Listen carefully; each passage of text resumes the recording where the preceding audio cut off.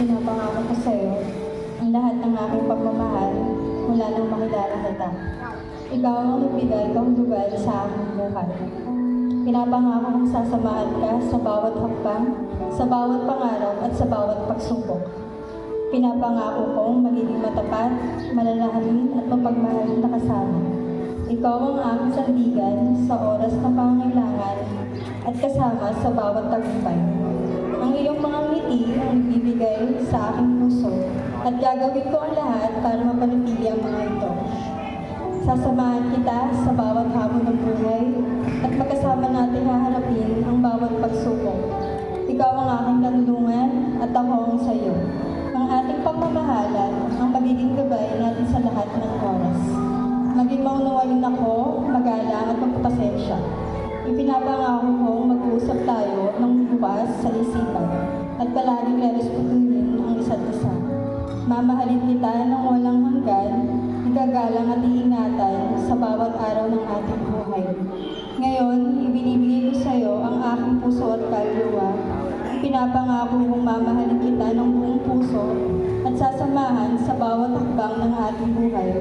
Ikaw ang lahat at ako'y sa iyo ngayon magpakailanman.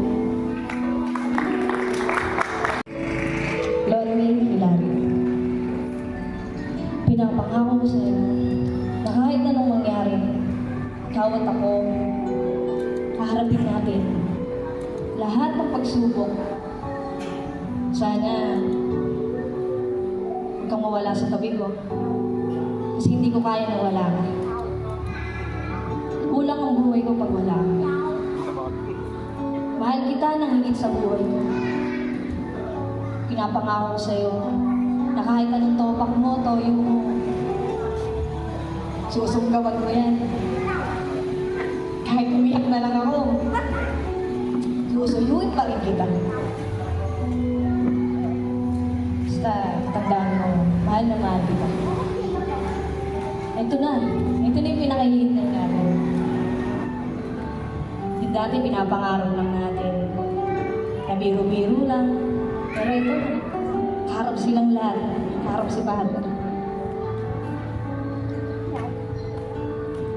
Mahal kita. Mahal naman.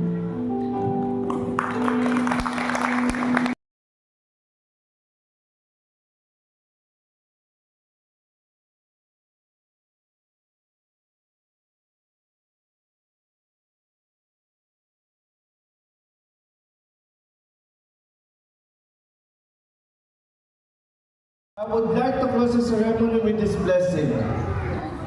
Now you will feel no rain, for each of you will be sheltered to the other. Now you will feel no cold, for each of you will be warm to the other.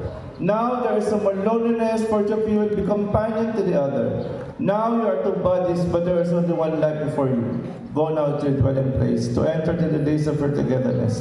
And may your days be good and long upon the earth. In the name of the Father, and of the Son, and of the Holy Spirit.